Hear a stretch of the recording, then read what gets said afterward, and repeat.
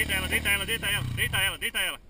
Ei, deita ela, deita ela. Deita ela, joga ela no barranco. Joga no barranco. Aí. Perdeu o embalo de novo. Você tá deixando pra trocar a marcha muito aqui em cima.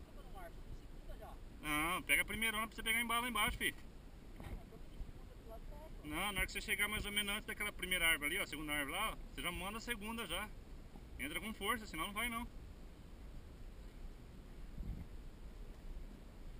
Não monta nela não. Vai descendo com ela assim, ó. Só segurando no da frente.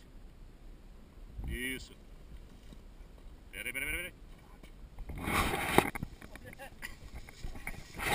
Bom trabalho. Pera aí, vamos ficar perto. Pera aí.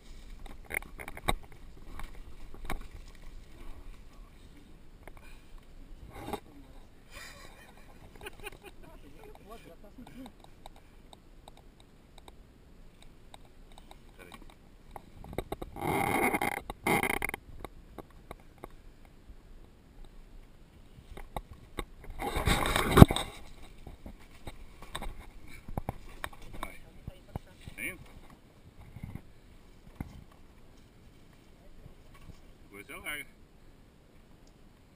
Aí você vê que ela pega embalo, você vira o pneu dela. Ó, entra bem primeira com força, você manda a segunda ali antes de você chegar na subida. E acelera. Você tá entrando muito devagar, por isso você tá perdendo na subida aqui direto.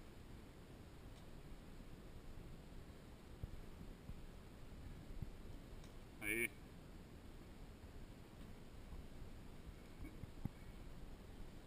Pera aí que o Beto tá descendo de ré. É, tá voltando de ré. E ainda, ó. E ainda, fala a verdade sim. Não caiu agora.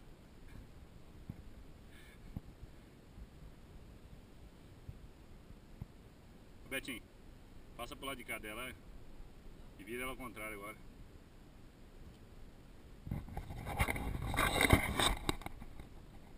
Aí.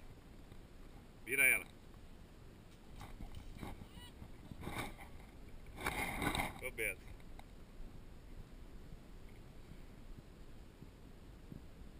Consegue sair de baixo aí?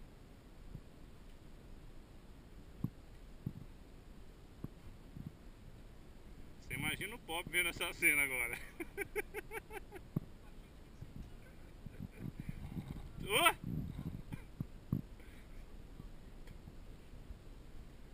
Virou.